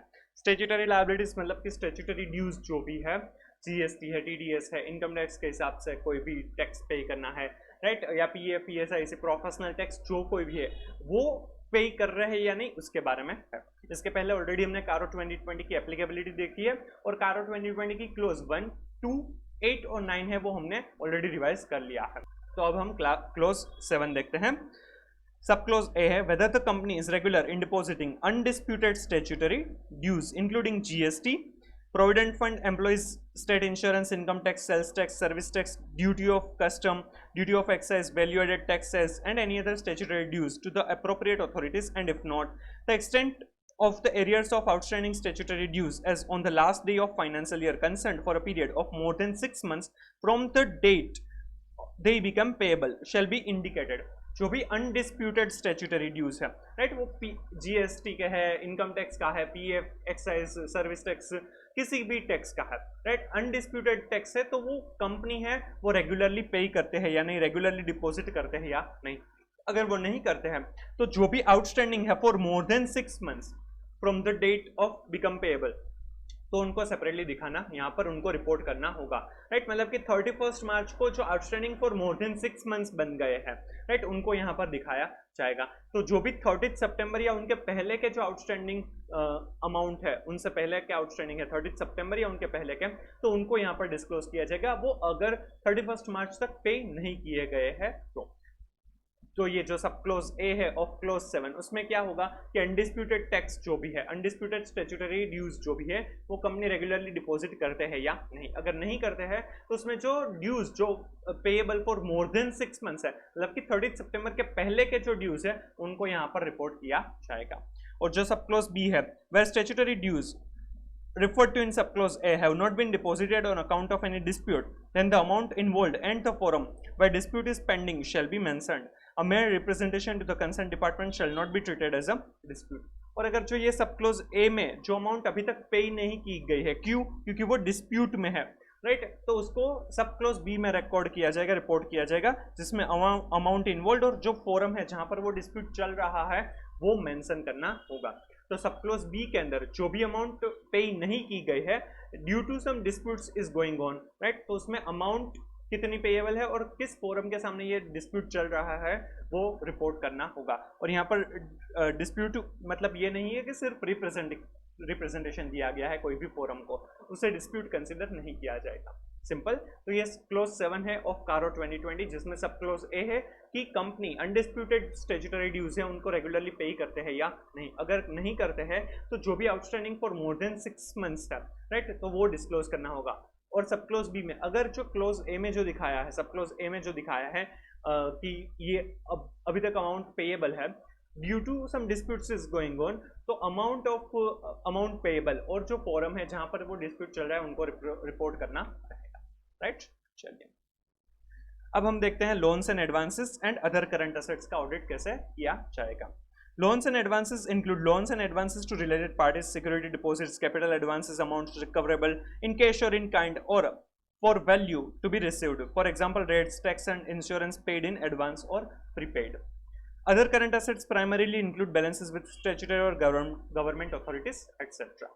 चलिए सबसे पहले एग्जिस्टेंस के बारे में है। एग्जिस्टेंस का एक सिंपल सा पॉइंट दिया है, डायरेक्ट कंफर्मेशन प्रोसीजर ही करनी है बस। यहाँ पर लोन्स एंड एडवांसेस है तो प्रिंसिपल अमाउंट के साथ इंटरेस्ट अमाउंट भी हो सकती है, तो उनको भी कंफर्म करवाना रहेगा। To establish the existence of loans and advances and other current assets at the period end. For establishing existence of loans and advances, direct confirmation procedure similar to those performed for accounts receivable balances are should be performed, with the only difference that while performing circularization of direct confirmation, in addition to the principal amount, interest receivable, if any, as per the agreed terms between the parties, may also be included as part of the balance to be confirmed. Loans and advances है तो उसमें अगर principal amount के साथ साथ अगर कोई भी इंटरेस्ट अमाउंट भी रिसीवेबल है तो उनको भी कंफर्मेशन प्रोसीजर में कवर अप करना होगा। तो एग्जिस्टेंस चेक करना है लोन्स एंड एडवांसेस का, तो उसके लिए कंफर्मेशन प्रोसीजर कर सकते हैं, सिंपल। अब कंप्लीटनेस के बारे में है, loans and advances and other current asset balances that were supposed to be recorded have been recognized in the financial statements, that is completeness. Obtain a list of all advances and other current assets and compare them with balances in the ledger. हम जितनी भी advances है और other current assets है उनका list लेंगे और उनको लेजर के साथ मैच करेंगे। Verify loan agreements and acknowledgements of parties in respect of outstanding loans. A loan or an advance, if material, is granted only if authorized by MOA or AOA in the case of company. जो भी loans and advances है और वो अगर material है, right, तो उसके agreements वगैरह हम चेक करेंगे और वो MOA और AOA के पावर के हिसाब से ही होना चाहिए। In addition, the auditor should confirm that loans and advances were within the competence of persons who had advanced the same. Directors in case of company, partners in case of firm, trustees in case of trust. Loans जो भी advance की गई है वो जिनके पास authority है उसी हिसाब से होना चाहिए, उसी हिसाब से वो एडवांस किया हुआ होना चाहिए। डायरेक्टर्स है कंपनी के तो वही अप्रूव कर सकते हैं, पार्टनर्स है पार्टनरशिप फॉर्म में, etcetera. Inspect the minutes of meetings of board of directors to confirm if all material loans and advances were approved by the board of director. Minutes देखेंगे meetings की कि उसमें approval मिली थी या नहीं। Verify that the loan has been acknowledged by the party, and in addition inspect if any security has been deposited against due prepayment of the loan. Ascertain if loan are being recovered regularly as per agreed installments. जो भी loan है उसके सामने क्या कोई security मिली थी या नहीं, क्या कुछ ऐसा अग्री किया था तो उसके सामने सिक्योरिटी मिली है या नहीं, और जहां पर भी एग्रीमेंट है कि प्रॉपरली रीपेमेंट करना है, उनका रीपेमेंट शेड्यूल वगैरह है तो प्रॉपरली उसके सामने रिकवरी मिल रही है या नहीं, वो भी हमें देखना होगा। If there are any related party loans and advances, review whether they were properly authorized and the value of such transactions were reasonable and at arm's length. जो भी रिलेटेड पार्टी को अगर कोई भी लोन एडवांसेस दिए गए हैं तो वो प्रॉपरली ऑथराइज्ड है या नहीं, रीजनेबल है या नहीं, और आर्म्स लेंथ प्राइस पर है या नहीं। इसके पहले भी ऑलरेडी हमने ट्रेड रिसीवेबल, ट्रेड पेएबल में भी देखा था और बोरोविंग्स में भी देखा, राइट। सेल्स परचेस में भी ये कवर अप होता है कि जो भी ट्रांजैक्शन रिलेटेड पार्टी के साथ है तो वो प्रॉपरली ऑथराइज्ड है या नहीं, और वो रीजनेबल और आर्म्स लेंथ प्राइस पर है या नहीं। In relation to balances with statutory authorities like GST input credit, prepare a reasonability with respect to purchase or expenses by applying the applicable rate to the purchases or expenses, and in case of any variances with the asset recorded by the entity, reasons for variances should be requested from the entity. जो भी GST receivable वगैरह कुछ भी input tax credit वगैरह है तो उनके लिए रीजनेबिलिटी टेस्ट किया जा सकता है कि परचेज या एक्सपेंस कितना किया था उसके ऊपर रेट क्या होगा, उस हिसाब से कितना ITC रिसीवेबल हो सकता है, तो वो हम चेक कर सकते हैं, रीजनेबिलिटी टेस्ट कर सकते हैं, और वेरिएंस है तो उनको मैनेजमेंट के साथ हम कंफर्म कर सकते हैं। Further, the auditor should obtain statutory returns filed with the authorities like GST returns and verify whether the amounts recorded as per books of accounts tallies with the claim made with the authorities. और जो भी statutory returns file किए हैं उसमें भी देखेंगे कि जो अमाउंट विथहोल्ड किया गया है गवर्नमेंट स्टैट्यूटरी अथॉरिटी के पास है तो वो रिसीवेबल है या नहीं, और वो उनके साथ मैच हो रहा है या नहीं, वो हमें देखना होगा। MTP 1 में 24 में आई थिंक ये GST रिलेटेड क्वेश्चन पूछा गया था स्पेसिफिकली कि उनको कैसे चेक किया जाएगा, राइट। तो ये कंप्लीटनेस के लिए हमें ऑडिट प्रोसीजर दी गई है। सबसे पहले तो लिस्ट लेंगे कि कितने कितने लोन्स एंड एडवांसेस और करंट असेट्स हैं, उनको जनरल लेजर के साथ मैच करेंगे। सेकंड, जो भी लोन्स एंड एडवांसेस हैं उनके एग्रीमेंट्स वगैरह चेक करेंगे और जिनके पास पावर है MOA AOA के हिसाब से उसी के हिसाब से वो ग्रांट होने चाहिए। थर्ड, जिनके पास पावर है लोन्स एंड एडवांसेस अप्रूव करने का, राइट, जैसे कि डायरेक्टर्स इन द कंपनी, उन्होंने ही वो अप्रूव किए होने चाहिए। फिर मीटिंग्स जो भी है उनके मिनट्स चेक करेंगे जहां पर भी ये अप्रूवल मिली है, राइट। तो ये 3 पॉइंट तो authorisation of loans and advances के बारे में ही हो जाता है, तो वो आप एक साथ याद रख सकते हैं, राइट। फिर जो नेक्स्ट पॉइंट है कि जो रिलेटेड पार्टी के साथ अगर कोई भी ट्रांजैक्शन किया गया है, राइट, तो वो रिलेटेड पार्टी के साथ ट्रांजैक्शन है तो प्रॉपर्ली ऑथराइज्ड है या नहीं, आर्म्स लेंथ प्राइस पर है या नहीं, वो हमें चेक करना होगा, वो रीजनेबल है या नहीं। अगर किसी लोन्स एंड एडवांसेस के सामने सिक्योरिटी मिली है तो वो सिक्योरिटी प्रॉपर है या नहीं, अगर एग्रीमेंट में कोई सिक्योरिटी के बारे में था तो उस हिसाब से सिक्योरिटी मिली है या नहीं, और रीपेमेंट है वो रेगुलर हो रहा है या नहीं, वो हमें देखना होगा। फिर GST के बारे में 2 पॉइंट है कि इनपुट टैक्स क्रेडिट वगैरह है तो उनके लिए हम रीजनेबिलिटी टेस्ट कर सकते हैं कि जितना परचेज या एक्सपेंस किया है तो उसमें कितना रेट होगा और उस हिसाब से कितना अमाउंट रिसीवेबल होना चाहिए, और उनको मैच करेंगे। रीजंस अगर डिफरेंस है तो उनके रीजंस हम पूछेंगे। और जो भी जीएसटी अमाउंट है वो स्टैट्यूटरी रिटर्न्स के साथ भी देखेंगे कि कितनी अमाउंट रिसीवेबल है, वो प्रॉपर है या। ये कंप्लीटनेस के बारे में था। अब वैल्यूएशन के बारे में देखते हैं। Loans and advances and other current asset balances have been valued appropriately. ये सिमिलर टू ट्रेड रिसीवेबल्स में जो वैल्यूएशन के पॉइंट्स है उसी के सिमिलर है। Assess the allowance for doubtful accounts. Review the process followed by the company to derive an allowance for doubtful accounts. This will include a consistency comparison with the method used in the last year and a determination of whether the method is appropriate for the underlying business environment. जो भी loans and advances में doubtful accounts लग रहे हैं तो उनका identification और उनके ऊपर जो प्रोविजन करने की मेथड है वो प्रॉपर है या नहीं, और वो कंसिस्टेंट है या नहीं, वो हमें चेक करना होगा। Obtain a aging report of loans and advances. Also obtain the list of loans and advances under litigation and compare with previous year. जो भी loans and advances है उसके लिए हम एजिंग रिपोर्ट देखेंगे, और जो भी लिटिगेशन डिस्प्यूट्स वगैरह चल रहे हैं तो वो भी हम कंपेयर करेंगे। ये दोनों पॉइंट ट्रेड रिसीवेबल में भी था, ट्रेड पेएबल में भी था। Scrutinize the analysis and identify the loans and advances that appear doubtful. Discuss with management about the reasons as to why these loans and advances are not included in the provisions for doubtful accounts. हम scrutinise करेंगे, identify करेंगे कि कोई ऐसे loans and advances लग रहे हैं जो हमें डाउटफुल लग रहे हैं बट उसके सामने कोई प्रोविजन नहीं किया गया है, तो हम मैनेजमेंट से पूछेंगे कि भाई इसके सामने क्यों प्रोविजन नहीं किया गया है। ये पॉइंट ट्रेड रिसीवेबल में भी था। Assess bad loans or advances write-off. Prepare a schedule of movements on bad loans or advances provisions account and loans and advances written off. जो भी बेड लोन्स रिटर्न ऑफ किए गए हैं, loans return of किए गए हैं, तो उनकी जो मूवमेंट है प्रोविजन के सामने वगैरह, तो वो सब कुछ देखना होगा। ट्रेड रिसीवेबल में भी ये पॉइंट था। Check the write off other reductions in the recoverable balance have been approved by the authorized and appropriate senior authority. जो भी loans and advances को राइट ऑफ किया गया है तो वो जो भी सीनियर अथॉरिटी है उन्होंने ही अप्रूव किया है या नहीं, ये भी ट्रेड रिसीवेबल और ट्रेड पेएबल में भी ये पॉइंट था। Check the restatement of foreign currency loans and advances and other current assets has been done properly in accordance with AS11. और जो AS11 के हिसाब से जो फॉरेन करेंसी में से कन्वर्ट करना है तो कन्वर्जन प्रॉपर्ली हुआ है या नहीं, ये भी ट्रेड रिसीवेबल ट्रेड पेएबल में था। और तो और ये सेल्स में भी था, कैश एंड कैश इक्विवेलेंट में भी था, और बोरोविंग्स में भी था, तो ये कॉमन पॉइंट है। चलिए, तो वैल्यूएशन के लिए क्या क्या बोला है हमें कि जो भी डाउटफुल अकाउंट्स लग रहे हैं तो उनको आइडेंटिफाई करने की मेथड वगैरह बराबर है नहीं और कंसिस्टेंट है या नहीं। सेकंड, हम एजिंग रिपोर्ट चेक करेंगे और लिटिगेशन डिस्प्यूट्स वगैरह चल रहे हैं वो भी हम देखेंगे। थर्ड, जो भी स्क्रूटिनाइज करेंगे लोन्स एंड एडवांसेस है और उसमें से जो भी डाउटफुल लग रहा है और मैनेजमेंट ने उसके सामने प्रोविजन नहीं किया है तो उसके हम रीजंस वगैरह पूछेंगे। फिर बेड लोन्स वगैरह जो भी है प्रोविजन के सामने उनकी जो मूवमेंट वगैरह है वो प्रॉपर है या नहीं वो हम देखेंगे। जो भी राइट ऑफ किया गया है लोन्स एंड एडवांसेस तो वो प्रॉपर अथॉरिटी ने किया है या नहीं वो हम चेक करेंगे। और AS11 के हिसाब से जो फॉरेन एक्सचेंज में से कन्वर्जन करना है वो प्रॉपर है या नहीं वो हम देखेंगे। चलिए, अब डिस्क्लोजर्स के बारे में है। तो डिस्क्लोजर्स में लॉन्ग टर्म लोन्स एडवांसेस और short term loans and advances अलग अलग दिखाए जाएंगे और उनका जो क्लासिफिकेशन होगा, capital advance only in case of long term loans and advances. Long term loans and advances में कैपिटल एडवांस अलग से दिखाया जाएगा, short term loans and advances में कैपिटल एडवांस नहीं होगा। Loans and advances to related parties ये दोनों में ही आएगा और गिविंग डिटेल्स देयरऑफ, उनकी डिटेल्स भी देनी है। Other loans and advances specify the nature, मतलब कि ये जो दोनों है रिलेटेड पार्टी और अदर्स वो शॉर्ट टर्म और लॉन्ग टर्म दोनों में आएगा। ये जो कैपिटल एडवांसेस है वो सिर्फ long term loans and advances में क्लासिफाई किया जाएगा।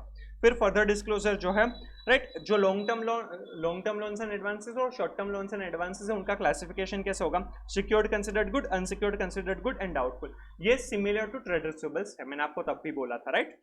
फिर allowances for bad and doubtful loans and advances shall be disclosed under the relevant heads separately. ये भी ट्रेड रिसीवेबल में था, जो बेड डेब्ट का प्रोविजन कर रहे हैं वो लोन्स एंड एडवांसेस में भी किया जाएगा। और loans and advances due by director और other officer of the company और any of them either severally और jointly with any other person, और amounts due by firms or private companies respectively in which any director is a partner or a director or a member should be respectively state or should be separately stated।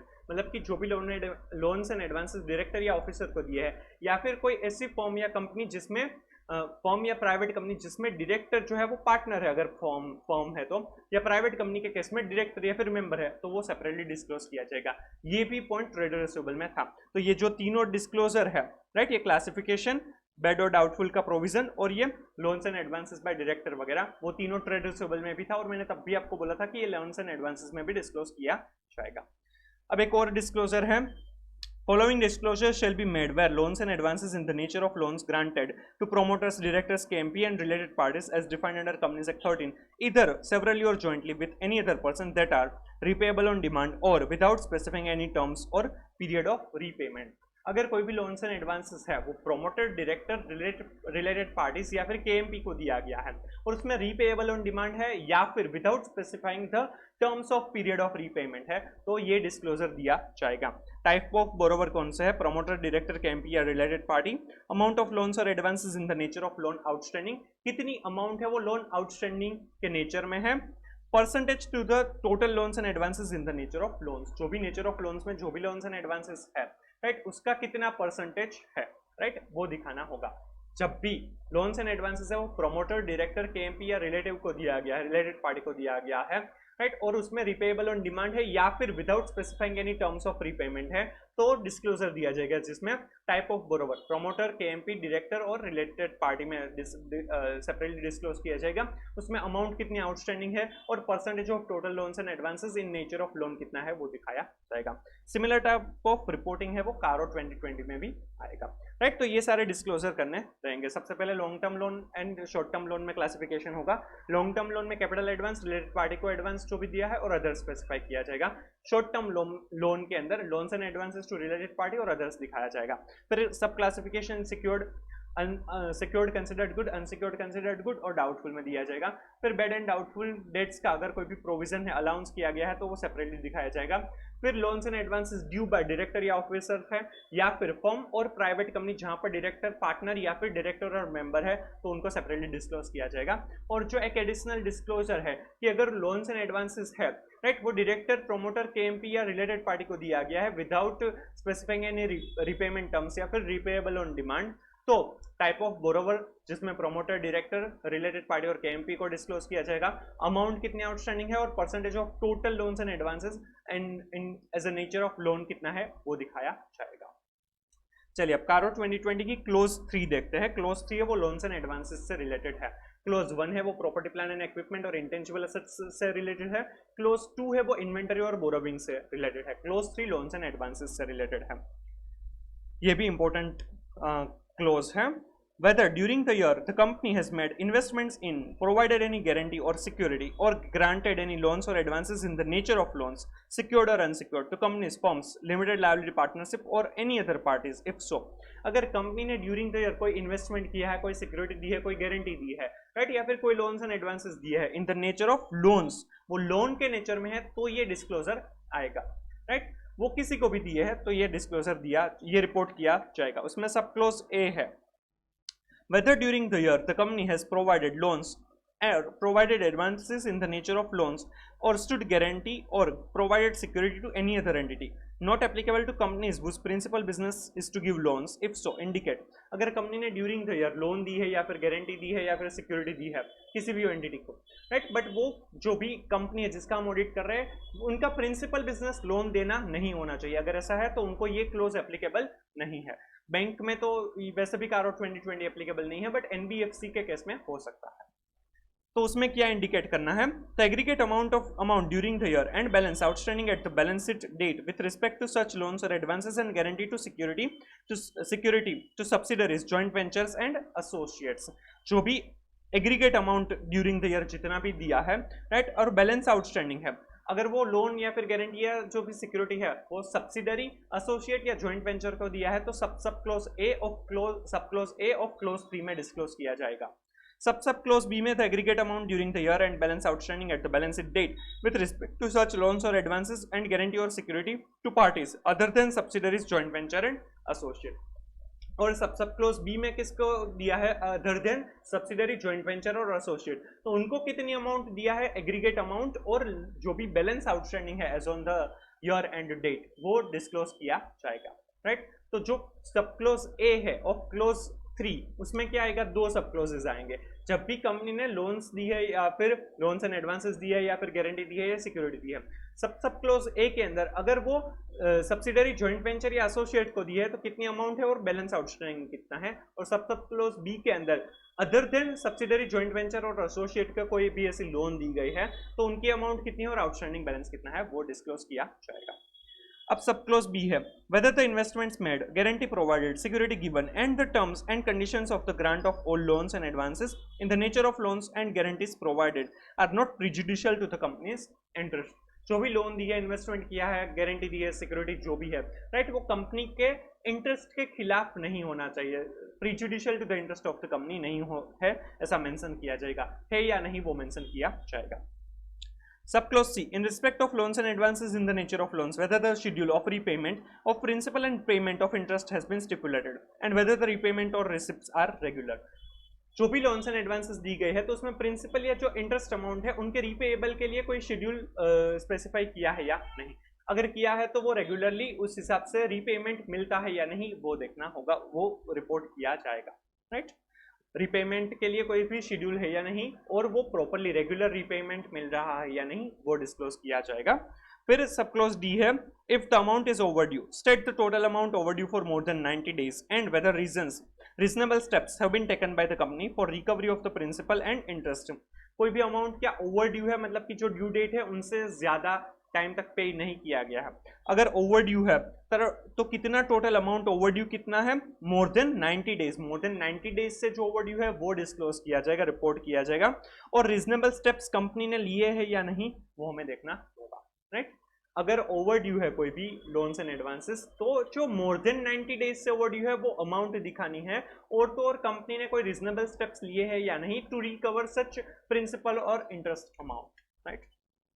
फिर sub close ई है, whether any loans or advances in the nature of loan granted which has fallen due during the year has been renewed or extended or fresh loans granted to settle the overdues of existing loans given to the same parties. If so, specify the aggregate amount of such dues renewed or extended or settled by fresh loans and the percentage of the aggregate to the total loans or advances in the nature of loans granted during the year, not applicable to the companies whose principal business is to give loans. जो भी loans and advances दिए गए हैं, right, और वो उनका जो payment करना है वो ड्यूरिंग द ईयर ड्यू हो रहा है, बट उनको रिन्यू किया है या फिर एक्सटेंड किया है या फिर उनके सामने कोई फ्रेश लोन अगर इश्यू की गई है तो वो स्पेसिफाई करना होगा, मेंशन करना होगा, उसमें क्या क्या दिखाना होगा, aggregate amount of such loan renewed या फिर एक्सटेंडेड और fresh loan given and the percentage of aggregate of the total loans and advances in the nature of loans, वो कितना है वो डिस्क्लोज किया जाएगा, रिपोर्ट किया जाएगा. बट ये जो कंपनी का प्रिंसिपल बिजनेस लोन देना है उनको ये एप्लीकेबल नहीं है. तो जो क्लोज 3 है उनकी सब क्लोज ए और सब क्लोज ई जिस कंपनी का प्रिंसिपल बिजनेस लोन देना है उनके लिए एप्लीकेबल नहीं है, राइट. ये इंपॉर्टेंट हो सकता है, इसमें से कोई क्वेश्चन आपको पूछ सकता है. चलिए अब हम यहाँ पर क्या है कि अगर कोई कंपनी ने लोन से एडवांसेस दिए हैं इन द नेचर ऑफ लोन और वो ड्यूरिंग द ऑडिट पीरियड अगर वो ड्यू हो रहा है और उसको रिन्यू किया है या एक्सटेंड किया है या उसके सामने कोई फ्रेश लोन इश्यू किया गया है तो amount of such renewal, extension या फिर फ्रेश लोन और percentage of total loans and advances कितना है वो यहाँ पर रिपोर्ट किया जाएगा. और सब क्लोज एफ है, whether the company has granted any loans or advances in the nature of loans either repayable on demand or without specifying the terms or period of repayment. If so, specify the aggregate amount percentage thereof to the total loans granted, aggregate amount of loans granted to promoters or related parties as defined in clause 76 of section 2 of Companies Act 2013. अगर कोई भी और जो भी company ने loan या advances दिए इन the nature of loans और वो रीपेएबल ऑन डिमांड है या फिर कोई भी रीपेमेंट की टर्म्स स्पेसिफाई किए बिना लोन दी गई है तो वो कितनी अमाउंट है, right. Specify the aggregate amount, percentage of total loans and advances in the nature of loans और जो भी एग्रीगेट अमाउंट है loans granted to promoters and related parties कितना है वो यहाँ पर रिपोर्ट किया जाएगा. हमने फाइनेंशियल स्टेटमेंट के डिस्क्लोजर में भी देखा कि अगर कोई भी ऐसी लोन है रिपेएबल ऑन डिमांड या without specifying any repayment terms तो उसके केस में अगर प्रोमोटर, डायरेक्टर, केएमपी या रिलेटेड पार्टी का है तो ये डिस्क्लोजर दिया जाएगा. बट ये जो कारो 2020 की क्लोज सब क्लोज एफ ऑफ क्लोज 3 है उसमें क्या होगा कि जितनी अमाउंट प्रोमोटर या रिलेटेड पार्टी को ऐसी लोन है जो without specifying any terms of repayment या फिर रिपेएबल ऑन डिमांड है तो डिस्क्लोज किया जाएगा. पर यहाँ पर अगर दूसरे लोगों को भी दिया है तो उनकी भी अमाउंट और परसेंटेज ऑफ टोटल लोन है वो डिस्क्लोज किया जाएगा. बट प्रमोटर और रिलेटेड पार्टी को भी जो है वो भी रिपोर्ट किया जाएगा स्पेसिफिकली. समझ में आ रहा है. तो जो रिपेएबल ऑन डिमांड है या फिर रिपेमेंट विदाउट टर्म्स जो भी है वो उसमें कोई भी रिपेमेंट की टर्म्स नहीं है तो वो कितनी अमाउंट है लोन की और परसेंटेज ऑफ टोटल लोन्स कितना है in the nature of loan और जो भी प्रमोटर या रिलेटेड पार्टी को लोन दी गई है, ऐसी लोन दी गई है वो भी मेंशन किया जाएगा, राइट. तो ये क्लोज 3 की 6 सब क्लोजेस है. क्लोज 3 जो है वो लोन्स एंड एडवांसेस से रिलेटेड है. कंपनी ने कोई भी लोन या एडवांसेस दिए है, इन्वेस्टमेंट किया है, सिक्योरिटी गारंटी दी है जो इन नेचर ऑफ लोन है, तो ये क्लोज एप्लीकेबल होगा। सब क्लोज जो ए है वो क्या है कि कंपनी ने कोई भी लोन दिया है या सिक्योरिटी या गारंटी दी है, तो उसके केस में कितनी अमाउंट है, राइट, बैलेंस कितनी आउटस्टैंडिंग है। अगर वो सब्सिडरी ज्वाइंट वेंचर या एसोसिएट को दिया है तो सब क्लोज ए में रिपोर्ट किया जाएगा। सब क्लोज बी में other than subsidiary joint venture और एसोसिएट को दिया है तो अमाउंट कितनी है और बैलेंस आउटस्टैंडिंग कितना है वो रिपोर्ट किया जाएगा। सब क्लोज बी में ये जो भी लोन दिया गया है, सिक्योरिटी गारंटी जो है, क्या वो prejudicial to the interest of the company है या नहीं, वो रिपोर्ट किया जाएगा। सब क्लोज सी के अंदर जो भी लोन्स एंड एडवांसेस दिए गए हैं, राइट, उनके repayment of principal and amount वो स्पेसिफाई किया है या नहीं, और वो रेगुलरली रीपेमेंट मिलता है या नहीं। सब क्लोज डी के अंदर अगर कोई भी ओवर ड्यू होता है तो मोर देन 90 डेज से जो ओवर ड्यू है उसकी अमाउंट कितनी है वो रिपोर्ट किया जाएगा, और उनके लिए क्या कंपनी ने, उनको रिकवरी के लिए क्या कंपनी ने कोई भी स्टेप्स लिए है या नहीं वो रिपोर्ट किया जाएगा। सब क्लोज ई है कोई भी लोन्स एंड एडवांसेस है जो ड्यू ड्यूरिंग द पीरियड हो रहे हैं, तो उनके सामने कोई फ्रेश लोन दी है या एक्सटेंशन किया है लोन का, या फिर रिन्यू किया गया है कोई भी लोन को, तो कितनी अमाउंट है वो, और वो percentage of total loans and advances in the nature of loan कितना है। बट ये क्लोज है वो जिस कंपनी का प्रिंसिपल बिजनेस लोन देना है उनको ये एप्लीकेबल नहीं होगा। और जो सब क्लोज एफ है कि अगर कंपनी ने without mentioning the repayment terms या रिपेबल ऑन डिमांड कोई भी लोन दी है तो अमाउंट कितनी है और percentage of total loans and advances in nature of loan कितना है, और जो प्रमोटर और रिलेटेड पार्टी को ऐसी लोन दी गई है तो उनकी अमाउंट कितनी है वो डिस्क्लोज किया जाएगा, वो रिपोर्ट किया जाएगा। ये इंपॉर्टेंट है, इसमें से क्वेश्चन आपको पूछ सकता है। सब क्लोज ए और सब क्लोज ई है वो जिस कंपनी का प्रिंसिपल बिजनेस लोन देना है उनको एप्लीकेबल नहीं है, राइट, ये इंपॉर्टेंट हो जाएगा। बैंक को तो कारो 2020 एप्लीकेबल ही नहीं है, बट एनबीएफसी के केस में ऐसा कुछ हो सकता है। सिंपल।